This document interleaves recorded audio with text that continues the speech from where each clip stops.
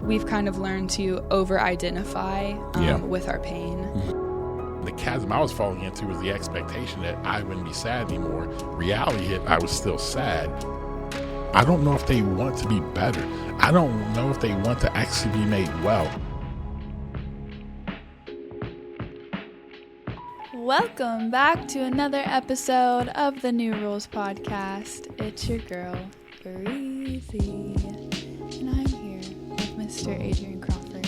How are you doing today, sir? I'm doing well. You didn't come in with the normal, it's really, like you didn't extend it and like the extra hype and all that. Are you down today? What happened? You good? Well, no, that's because whenever I do that, Lauren says that it makes the audio crack. Oh, wow. Way to throw our producer under the bus. There you go. Had to bring it down a little. Respect. All right, so how are you doing today, Bri? I'm doing good. We're planning for a staff retreat. We are. All of our staff is going out to the boonies on a little farm. Oh my gosh! I know about let's say what it used to be. It used to be a plantation. Yeah. So here we go. You got the black man out there on the plantation now. Listen, living in Florida, that's one thing. It's still taking me time to get used to. I fear that anywhere we go in the state of Florida was a former plantation. Well, no, listen, it's funny you say that. It was, if I'm not mistaken, I can't remember the exact number, but actually here, I think like over 70% of all like slaves that were owned were either like Leon County, like where we stay at, like Madison County and surrounding. Like matter of fact, a lot of Tallahassee, Georgia, a lot of Tallahassee. Actually, there was tons of a lot of the city we live in was plantation land and stuff like that. So, yeah, fun times. We're building diverse spaces. Being diverse spaces in plantation land, man. Some slave owners are rolling over in their grave right now. My bad. Speaking of, on this episode, we're going to be talking about mental health. Yeah, that's how I cope with. That's how I cope with generational trauma. Making jokes about slave owners. Oh my gosh! So, what do we got today? What are we talking about, Bri? Well, as we're filming this podcast, it is May, which is Mental Health Awareness Month. Yes. So we just want to talk a little bit about our experience with mental health, the role that it plays in leadership, and where we feel like society can do better. Let's do it. Looking forward to it today. It's gonna be fun. Yeah. So to start us off, I know that you've mentioned in the past that you've noticed some pretty significant changes just on the cultural landscape in regards to mental health, especially after 2020. Can you share a little bit about what do you think that is and why? Yeah, I think that one of the things that started to happen was that it became a lot more prevalent into society. I think because of COVID, I think because of I think a lot of the impact that it was having, especially on younger people, just being separated, isolated. So the conversation has been talked about a lot more.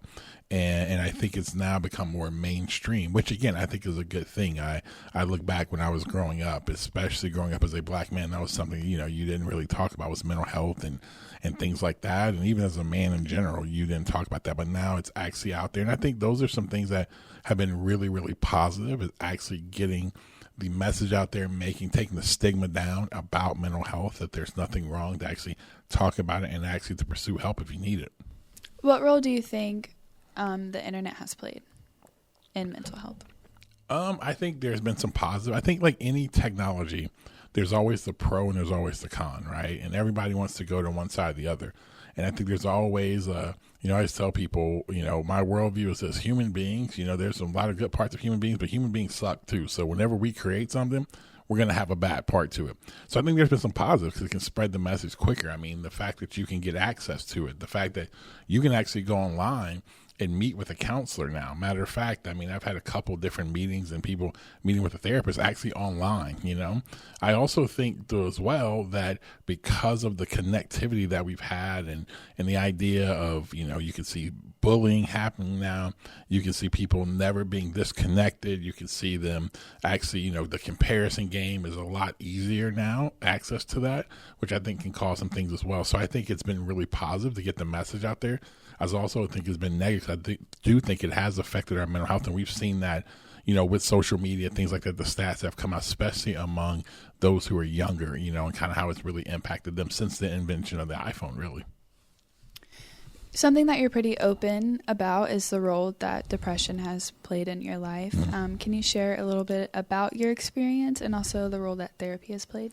Yeah, I think, from the time I was young, and I know I mentioned before in the podcast, probably 5 or 6, I had, could remember having just kind of just being sad, and this, not just being a normal kid sad, just when I wasn't even trying to, when nothing happened, I would just find myself in a place of actually being sad and even sometimes having thoughts, even as I can remember being early on about suicidal ideation, things like that.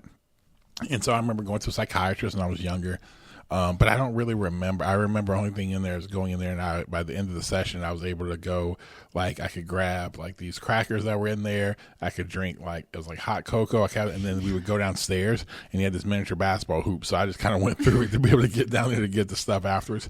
I don't remember anything that happened. I just remember going there. But then just throughout my life, it just kind of was a thing. And kind of as I got older, it increased a lot more. Until really I found myself, just in different parts, medication, not medication. But right when I probably around my age of 30 is when I really began to realize that I was having success in life, making an impact, doing everything that everybody was saying supposed to do, had a really good family and all of that. I still find myself massively depressed, same thing, suicidal ideations. And then I was able, because I stumbled into, through a friend and through a guy's office by the name of Dr. Mike Zoda. And that encounter really changed my life, because what I began to realize is that he began to help me actually begin this process of becoming more mentally and emotionally healthy. I explain it all the time. Becoming mentally and emotionally healthy is a process. It's like working out. You have to practice it. There's practice to go. There's things you have to do. And over a 3.5 year period, he helped me actually to become better in that process. My depression did not go away, but how I handled it, how I walked through it, even with more increased stress, I was able to do that. And so therapy, I've been forever grateful for it. I'm a big proponent of therapy, especially good therapy. Unfortunately, out there, I think there's a lot of therapists that suck. I was very fortunate to have one of the best, and so I was really thankful. It was amazing. What do you think is the point of therapy?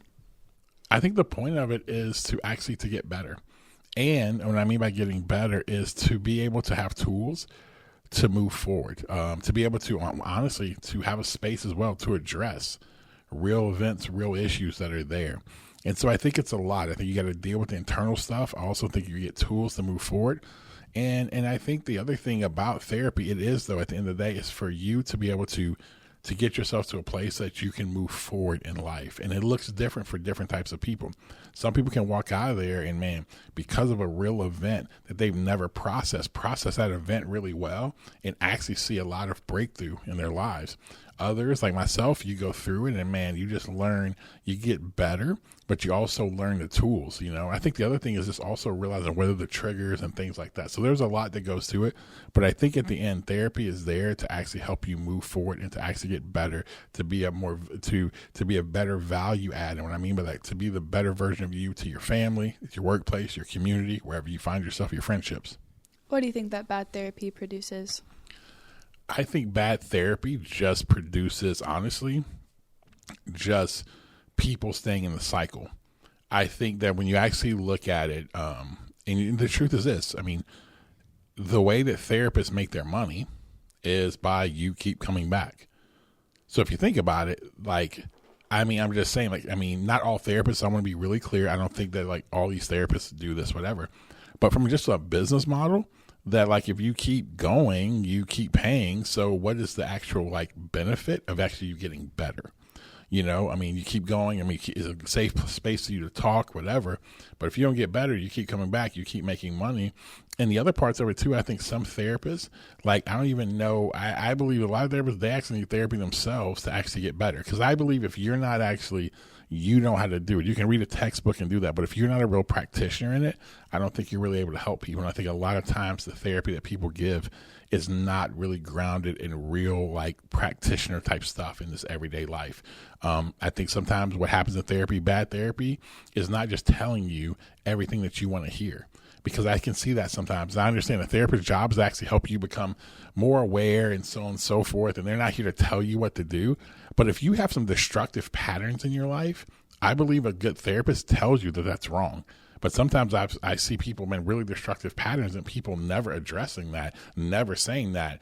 And then they keep in the same state because maybe their behavior relationally is what consistently keeps them in a certain state. And no one ever tells them. Their therapists are just kind of like, hey, it's just, you got your own choices to make, whatever, but they never correct them with the bad behavior because, and I think that ends up being a thing that keeps people kind of like hostage and in bondage to the stuff that they have to walk through.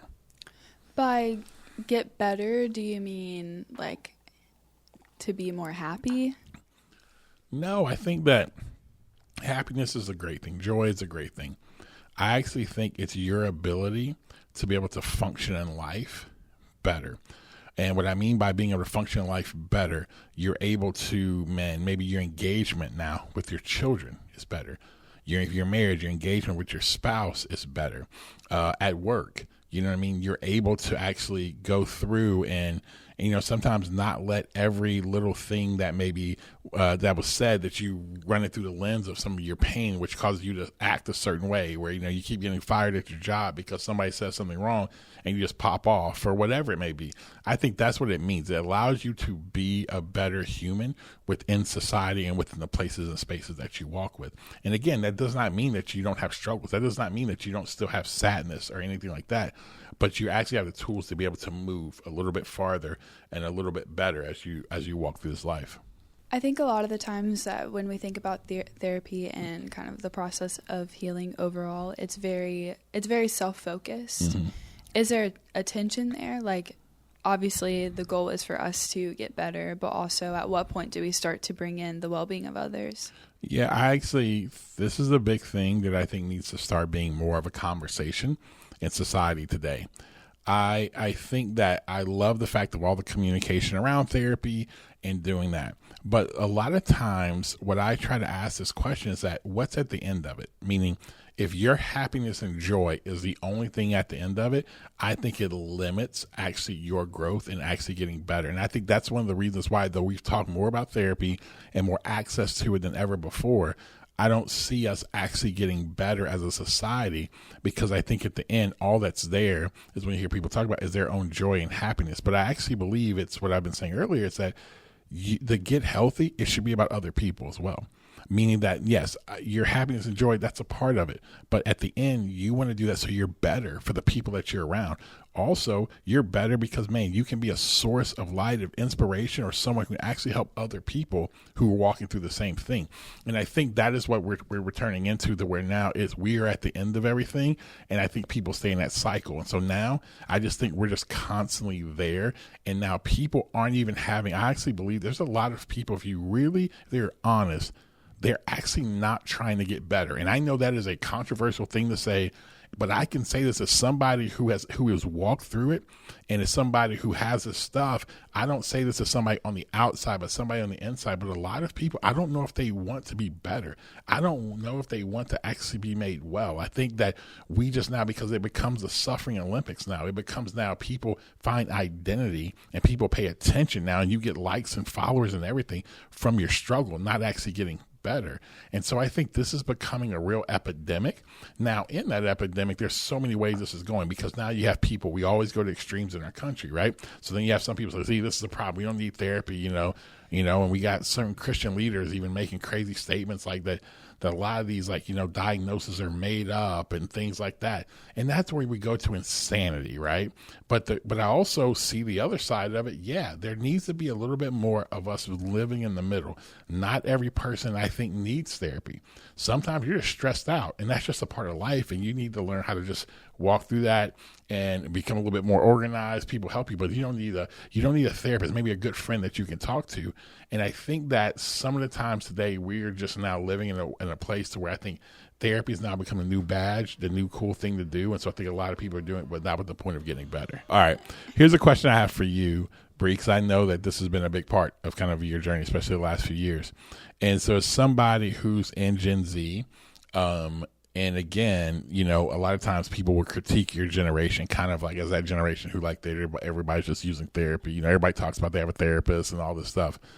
But I've actually watched you over the last few years actually like get better. What do you think was the, one, what sparked you to start going? And then what do you think was the key for actually you moving forward in the process of actually your healing? Mm-hmm. The thing that got me to start going, I can give some context. So, within what we do, obviously we talk a lot about authentic leadership. Yep. And back in the day, we used to do something called the New Rules Project. Yeah. And I took an emotional intelligence test, and this is, I don't feel embarrassed about it anymore because I'm better. But, at the time, I had a self-awareness score of like 52. Yeah. Now, mind you, of course, you can always start to talk about credibility of tests and stuff like that. But it was one of those things that for me, whenever I saw it, it was borderline a spiritual experience. And not of it's not that I felt ashamed or that I felt guilty, but I definitely felt like one of those, the room stopped. Yep. And I was like, okay, I'm hitting a point where I have a decision to make in my life. Am I going to actively engage with the things that have made me scared to be present, made me scared to be connected to myself and connected to others, or am I just going to remain the same? Yep. I think the irony is that if I remain the same, I would be okay. I don't think that I'd be in the position to where I'd never have a good job, yep. or I wouldn't have an okay family. It wouldn't be the healthiest. Yep. But I would have been okay. I think that I took the steps forward because I think there are a few different kind of categories that people can find themselves in. Yep. I don't think this is research based, but from some of my observation, I think there are people who have experienced big T traumatic events in their life. Yep. Where it has caused them to disconnect from themselves, disconnect from reality and relationships. Yep. And if those things are not addressed, they just don't have the same fighting chance in the tragedies that show up in life, because there's not an ability to kind of navigate the pain without just disconnecting from reality. Yep.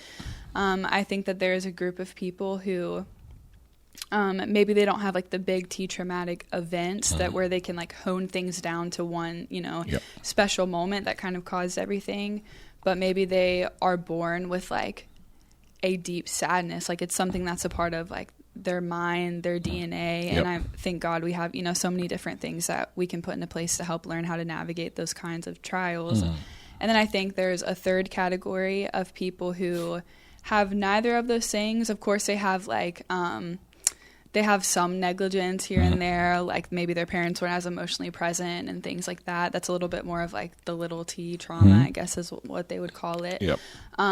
But because of all of the conversation and the stigma around mental health, yep. there's almost this I want my pain to be validated. Yep. And what I have experienced doesn't feel like it's bad enough to feel like I'm in pain. And so I'm going to kind of make the situation a little bit bigger than what it is. Yep. I'm going to sit in it probably a little bit longer, as if I am someone who has experienced these other two categories.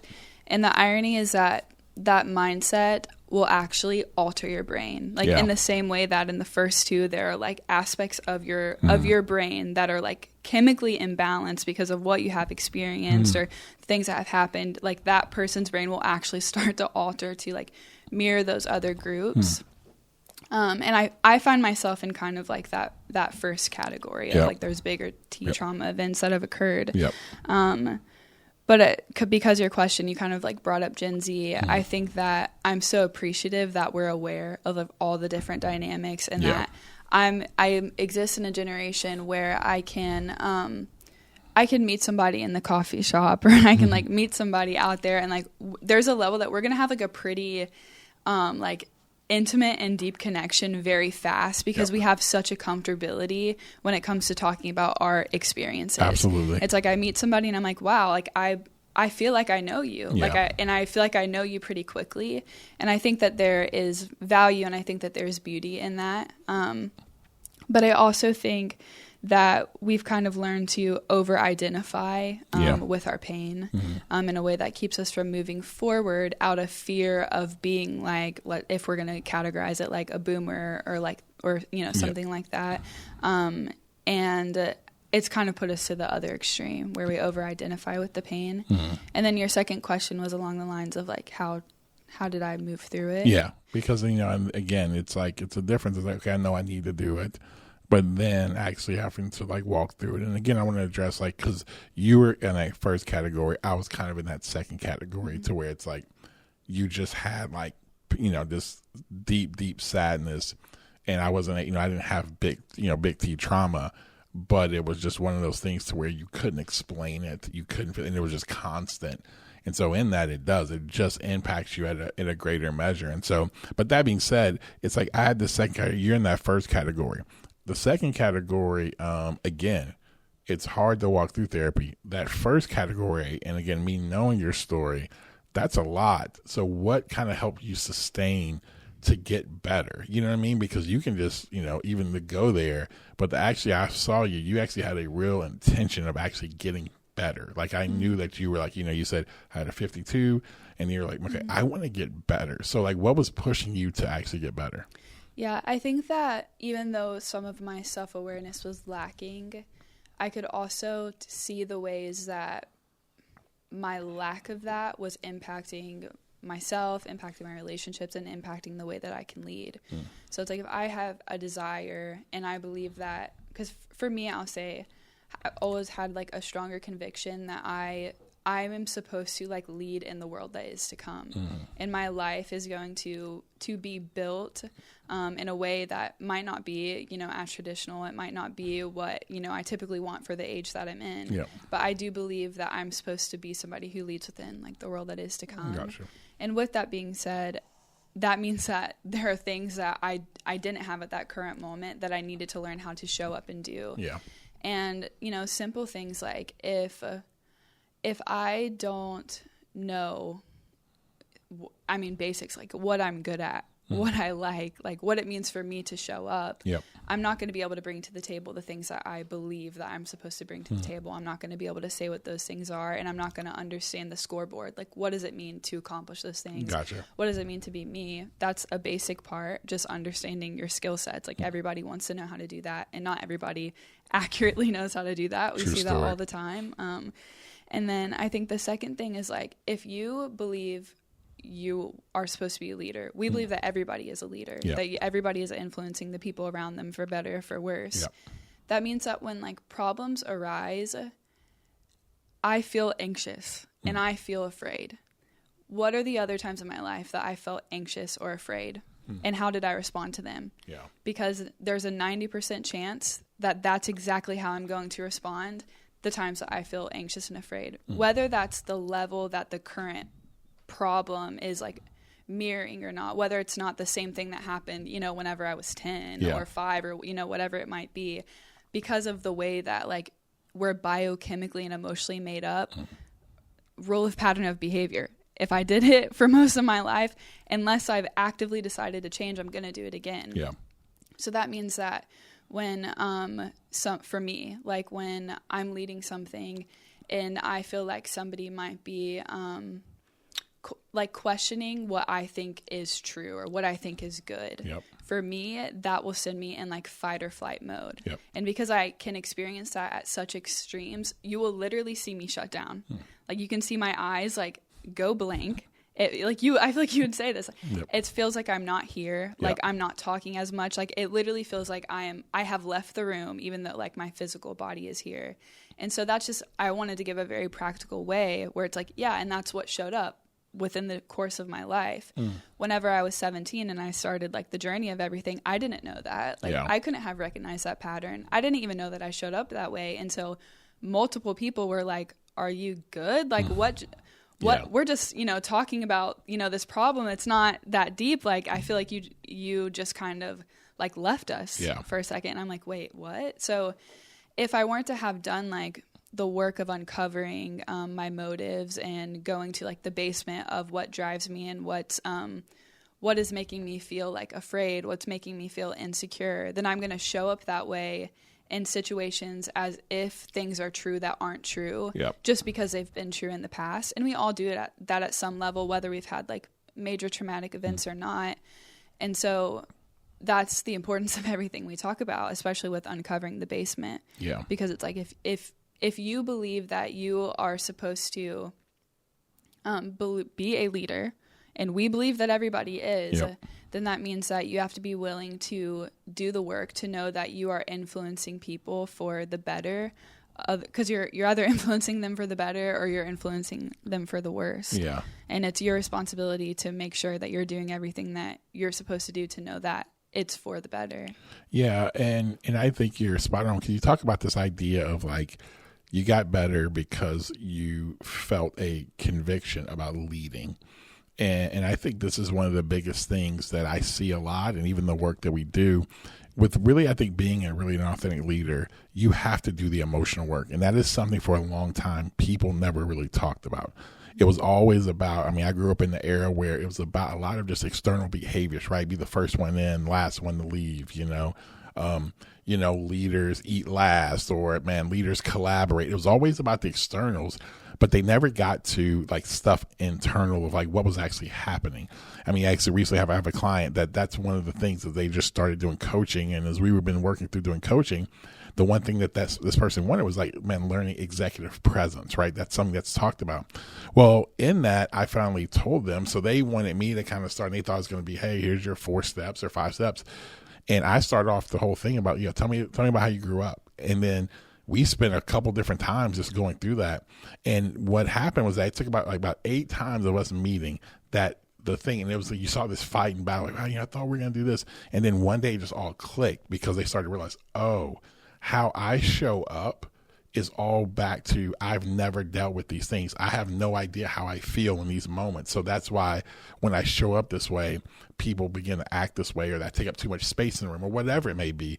And this person is like, and now it's turned into like, oh, this is like for the person that I work with, he's like, oh, there's no other way than what we've done now. Because once you've started to do that, it just really helps you drive to be more authentic. Because again, you are not just like flesh and just like bones. You actually are. You have a soul and a spirit. You have emotions that are part of who you are. And if you don't deal with that, then you fully aren't showing up, because you physically can show up like you were saying.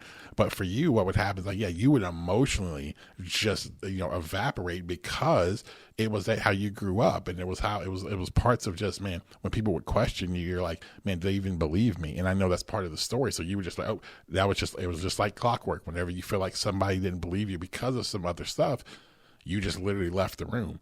And now watching you work through that, and now you show up, and even, seeing you go from like a 52 to where, honestly, I tell people the wisdom that you actually have at your age is unreal to me. But it was always there in the skill set. It was just buried underneath a lot of pain and a lot of stuff. And if you never got to it, you had a hard work ethic, but would you be at the place you're at now? No. And would you have reached your full potential or be able to do it? I don't think so, because of actually that. So again, when we talk about this stuff, mental, emotional health and emotions are so vital to actually being an authentic leader. It's critical. Yeah. And there's a few other things I'd say too, if that's okay.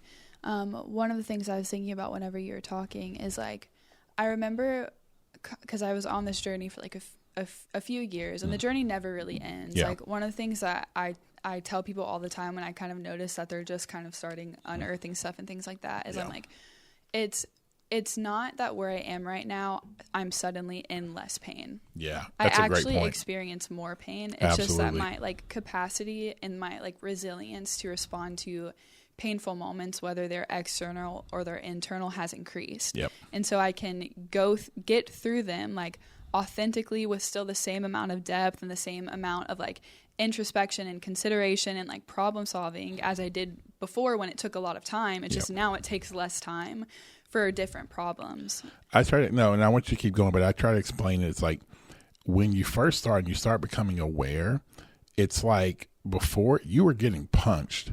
You just didn't realize you were getting punched until like later, it's like, a couple weeks later, like, man, why does my face hurt? Now you're aware, you realize when the punch is happening. So it doesn't take the pain away, but what you're able to do is respond. I tell people respond a lot quicker and recover quicker.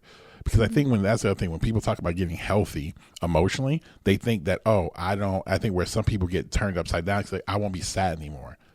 Or, I've had friends like that to where, I talk about this and then they really were questioning, was I getting better? Because they're like, well, you still have these moments of bout of being depressed. I'm like, no, that's not the point of being healthy. It's like, I'm not sad anymore. The point is like what used to, I would be in this hole for like weeks that maybe now takes me a day, or this moment would take me in my marriage down a pathway for 2 to 3 weeks to where now in 5 or 10 minutes I can respond. But it doesn't mean it didn't hit me. It doesn't mean I don't still feel that pain. I just know how to recover from it because of becoming aware. So keep going for what you're saying. Yeah, and I like that point of recovery, because it's like it's not that you don't feel sad anymore. Yeah. It's that now you feel sad and you feel joy and you feel anger and you feel excitement. Like you can feel all these things at a different level. And like what you said about recovery, it's that now for you, like when you know that you're going to go to a dark place, you can tell when that's about to happen, and you know what you need to do in order to take care of yourself so that you can continue to show up for yourself, for your family. And that doesn't mean you do it perfect all the time, but it means that you've been present enough in the process to like practice what you need to practice in order to not lose your character. And that's what we say about authentic leadership is like when things go bad, like who do you decide to be? Because it's not when things go good. It's when things go the way that you don't want them to. Do you start to let go of your values? And it's like, well, whenever you're present in both like the painful moments, especially emotionally, like you can track what's coming and you know the things that you need to put in place to not lose your values. Yeah, because you ultimately, what you're saying is that it's what we talk about resilience. Resilience is being able to snap back to original form. And what that original form is, what you said, the values of what you have, the character of what you have, that a situation happens and that situation will impact you and stretch you. But do you come back to original form, or now do you violate your values? Do you violate maybe certain codes or ethics you want to live by? Do you begin to now, respond to people in a way that's not how you want to respond to people? And I think that is when you begin to do the work, the emotional work, it allows you to build resilience, And I think that is, and I think it's so important that talking about this, because if you don't know an end goal of what it actually means to win, then I think that's why people get turned upside down, because I really do believe that a lot of people think to win mental and emotional health is that you're not sad anymore, or let me say this, those who are older, that's what they expect for those who are younger. And so they'll look and be like, oh, well, what are you doing? Like, to see this stuff doesn't work, this therapy doesn't work, what you're doing doesn't work because, you're still sad. And you're like, that's not it, and I think that is one of the things I learned in therapy, because I kept getting frustrated, earlier. I'm like, why am I still thinking this way?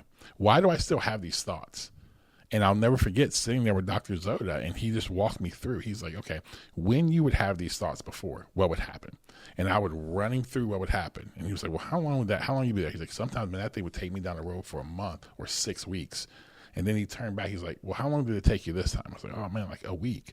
He's like, do you think that you're getting better? I was like, oh. He's like, yeah. And then he finally told me, you're not going to not be sad, Adrian. And once he said that, it was just like the glass shattered. I'm like, okay, I can expect this. Because again, I always say this, when expectation and reality, there's a chasm. When you have an expectation and then reality hits, there's a chasm, and most of us fall in that chasm. And the chasm I was falling into was the expectation that I wouldn't be sad anymore. Reality hit, I was still sad. But again, once I was able to make expectation and reality line up, it allowed me to be able to walk through it, and it's helped me to become better. And again, it's helped me to be better, even with my children, with people around, because that's the one beauty of it. Again, I'm watching a lot of people who work for us here, that watching them go through their process, and people who some people would not say are these high functioning leaders, but man, they've started to do the work and they've started to emerge as high functioning leaders. And so that's how much I believe in this, because I believe there's so much untapped potential in the world, And if we can actually help people have the healthy ways to becoming authentic and to do this, I think there's so many people out there that could make a huge dent and impact in society that are not, because they're not being able to give the tools to do that, because a lot of their stuff is buried underneath a lot of pain. A lot of people who work with us. What did I say? A lot of people who work for us. Oh, that's right. Correct. Bri just did a really good job. We have a mantra here. And in our workplaces, we always want to say, we don't say I, we say we. Again, not my, but us, and things like that. So that was a great correction, Bri. We talked about that today. Way to guard the sandbox, Bri. Policing the One sandbox. trial learner. Oh my gosh. I'm just kidding. I'm not. I'm not always. No, I was gonna say too that I again, the process continues, but there's a moment kind of near the beginning of this year, like the ending of last year, that I felt the seasons were changing. Like I'm going to start feeling a lot more of the fruit of kind of the labor that I've been putting in. And I was sitting at Cascades, which is, if you don't know, is the Central Park of Tallahassee, Florida. Just looking over at the ducks. That's a great way to call. That's a great thing. The Central Park of Tallahassee, it really is. And I was like journaling, and I could kind of feel like the difference that was coming. And I remember in a moment like feeling I have a choice. Either I'm going to like continue to be in the place that I was, yes, because I want to continue to identify with the pain, because I've never really understood like why that would be. Like, why would somebody want to pretend that they like are in pain that they are not in? Yeah. Especially I think to the extent that we can see at times. Yeah. And I remember feeling like, oh, like these are the times where like people have to choose, like whether they are going to decide like, oh, like I am well, like I am better than I was before, and I'm going to move within that, or I'm going to, cause I could feel almost this like grief of not being in that place anymore. Yep. Because within that place, I unearthed so much, and even though it was painful, like there was a lot of it where I felt like it was such a gift. Yep. And I felt like, and I'll kind of bring in some of my faith here too. I felt like, oh, like I actually can see like how much I was like pressed to like cry out for help in a way that like altered my faith and altered my trust in God. And I felt this grief of like, what if that doesn't happen anymore? Like, what if I lose that? And I could feel that kind of like driving me towards like, I need to keep the same thing. Yep. I need to make sure that I practice the same practices at the level that I was practicing them, even though I knew that things were changing. Yeah. And I could feel how that would keep me in a position to want to have like a level of like care and like nurturance that people were kind of giving me during that time period, because they knew that I was in pain. And it's like, oh, I can continue that because I want people to keep giving me that, even though it's at the time where I need to know how to do that on my own. Yeah. And I think that's a great, I love how you put it that way, because you do hit that point. And I remember when you actually hit that point, because I remember you were doing that and you were like, you were sitting out there. I'll never forget you came, because, you guys know Bri lives with us. You came home and you're like, I was just sitting out there. And it was the funniest thing. Like I sat there and I didn't have anything deeply to think about. He's like, is that wrong? I'm like, no. I'm like, it's actually, I'm like, no. Like, I was like, Bri, I was like, embrace thinking about nothing right now, because most of your life is like, most of that stuff is like, it was always this deep, existential thing that was going on. She's like, I just blanked out, just like, just looking at the sun. I'm like, yeah, that's amazing. Like, no, because for context, it's like I'd always be places and I'm like, when this thing happened, it made me feel this way, and then I responded this way. It reminded me of this thing, and I'm like consistently doing that kind of like thought. Because self-awareness comes from thinking about how you're feeling, not just like sitting in how you're feeling, but actively thinking about how you're feeling. That's where a lot of my mental energy was going to. And I was just like sitting there at the park, and I was like, there is literally nothing coming to my mind to think about. And then I could feel the tides changing, because it was like, oh, this is what like the starting point for most people is, where they're like, oh my gosh, now I get to think about all the things that I like. Like, what do I want to think about? Because you have like a sense of like control of what it is that you think about. Now, I haven't quite had a moment like that since, because I've been feeling it with, a lot of different things that I want to do, which is good. But that was like, that was a major moment in my life. And I think that also the last thing I'll say, and I know we can move, is that I think that one of the reasons why it's a hard transition, I think, and I have empathy for people, and I know I said like, oh man, people can identify with their pain, whatever. It's because it has been your identity. I think some of that transition that you were trying to make and you were doing it, you're like, oh man, there's sadness, is because, there's two things. There's that edge that help you be who you are. And so I see that a lot when people have a chip on their shoulder and they don't want to get rid of that chip because that's what helped them get to where they're at. But those same people, that same chip on your shoulder actually gets to work against you, because once you get to whatever place you thought you were getting to, then you're like, it's not what you thought it was. It wasn't going to heal the fact that that coach said this to you, or that person did this, or your mom said this, or your dad said this, and that's what you use as your fuel. It's like, all right, well, they aren't even thinking about you anymore, and you get to the pinnacle, and you're still like, it doesn't satisfy. But the second thing is like, man, it's just been who you are this entire time. Where like, and again, I know it sounds weird, but I've been there where you're like, this is what I've known. I've been the guy always sad. I've been the guy always with suicidal ideation. Now, who am I? If I decide to shed this and even admit that I'm a little bit better, because deep inside, human beings want to belong. And in a very weird way, we can begin to belong in our dysfunction and pain. And I believe that that's where, you know, you're right. You have to decide to take a step. And I think because of societal norms now, you can actually stay in dysfunction and find like community in dysfunction.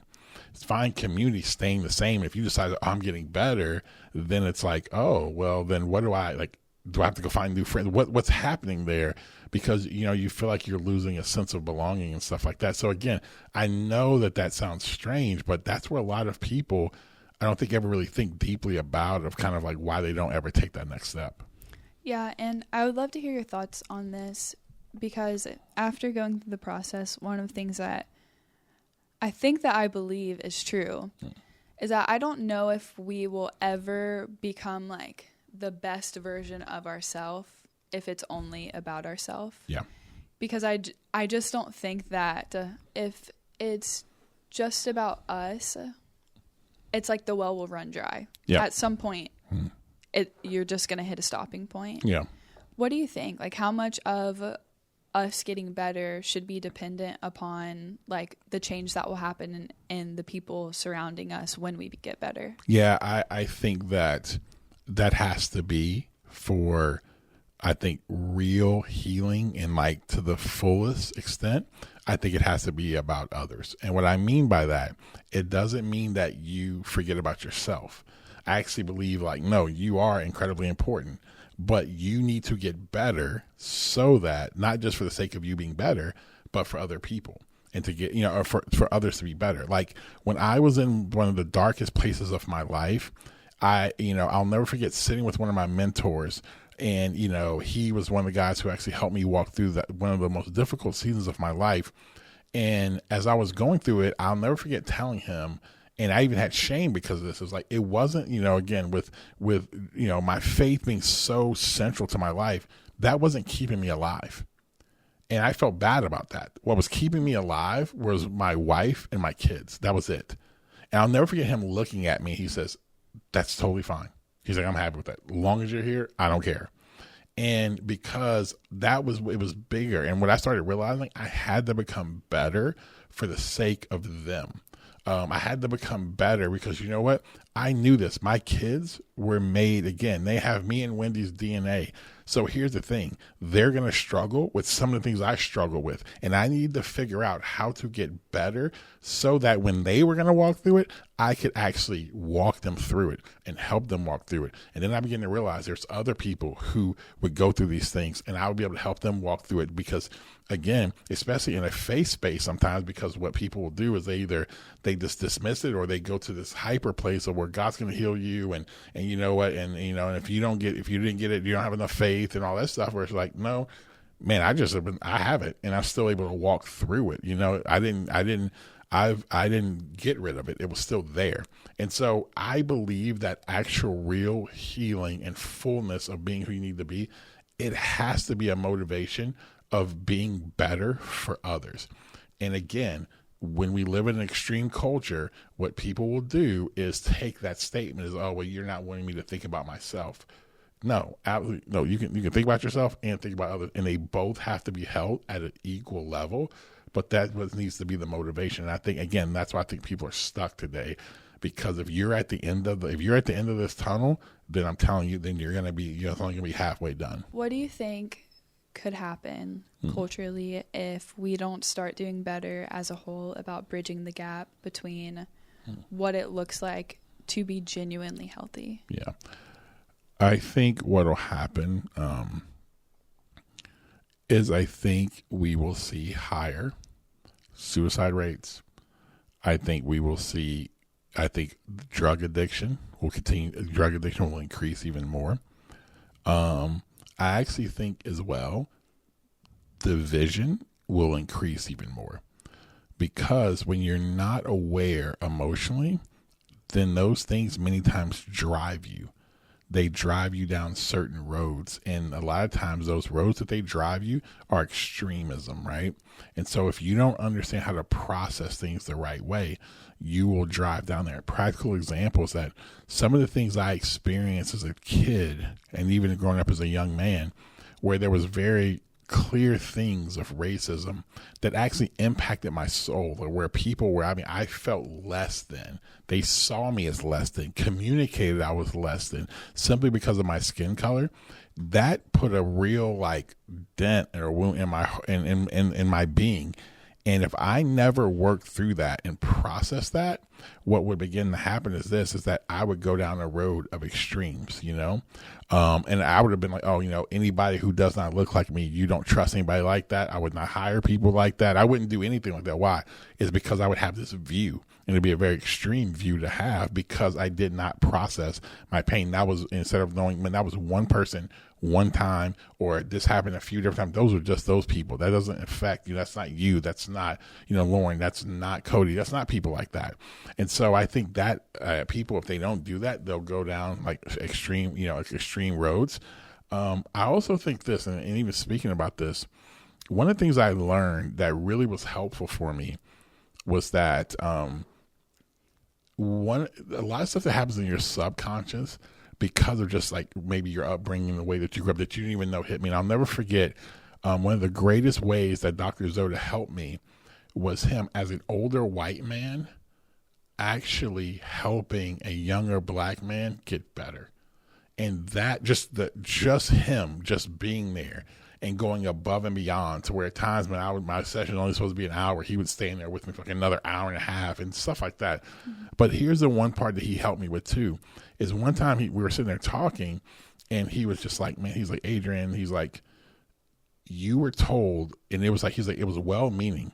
Your father was trying to help you and your mother to survive, to be better, because we were told growing up, you gotta be twice as good as anyone doesn't look like you. But then he said, but think about that.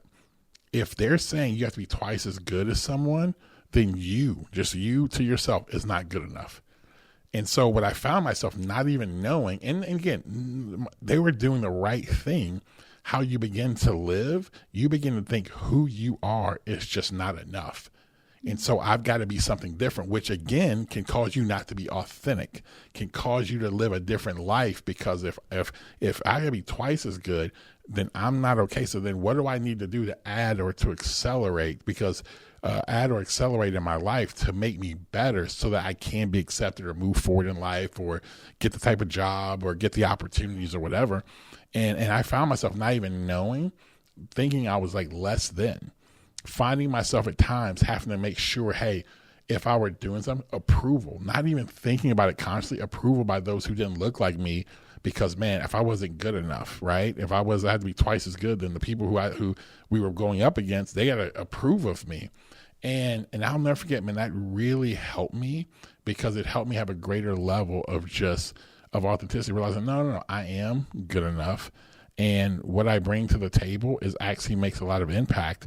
And so it allowed me to begin to even be more conscious of how I was showing up and what I was doing, because there were a lot of behaviors I was doing that I had no idea that I was consciously doing. And so again, all that being said, I say that it's if we don't do this, and we don't begin to try to get better, we are living in a world right now where we always say this: authentic leaders create credible cultures. Credible cultures are incredibly important. Authentic leaders help create environments where human flourishing. I believe we'll continue to see humans not flourish.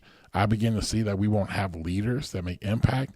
I believe that we'll begin to see, honestly, just more and more fragmentation of things that's happening in our culture if we aren't helping people get healthy. Because as you get mentally, emotionally healthy, those are things that you're stripping off that actually get to the basement for you to become like the authentic person and leader that you were actually designed and meant to be.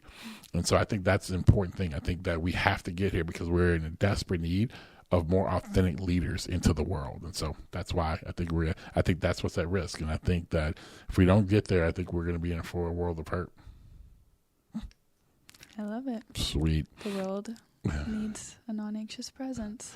It does. And so, guys, I hope today was actually helpful for you. And here's where I want to say to you that those who maybe you're watching on YouTube, or maybe you're listening as you're driving, working out, whatever. And you know what? Shout out to our hate comments. Oh, I know. Yes. I meant to say that in the beginning. We did. Shout out to those who hate. Listen, let me tell you this.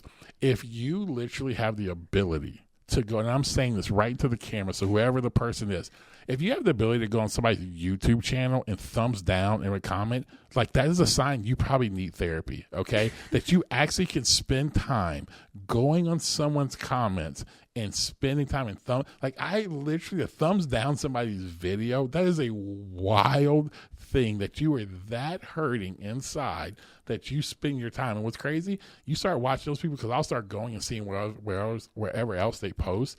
And that's just their deal. They just literally find videos they don't like and just jump in people's comments. You know what I'm saying? But anyway, back to what I was saying. Keep writing. New rules. No, if that's you and you're out there, you're hearing this today, I want to encourage you, man, don't hear me say that you don't need therapy or you hear me saying, I think if you're in therapy that, man, and you're in Gen Z that I think that, man, that you're soft or whatever people want to say. But no, if you're in that process, keep doing it. But what we want to always do is to push to get you to get to the basement. Why are you in there? Why are you trying to get made well? Are you trying to do this? And here's the thing, are you wanting to get well? That's the biggest question. Do you actually want to be made well, or do you want to kind of stay the same? And so that's my challenge for everyone out there. Ask yourself, do you want to be made well, and what are you doing to push forward? Until next time, keep writing new rules.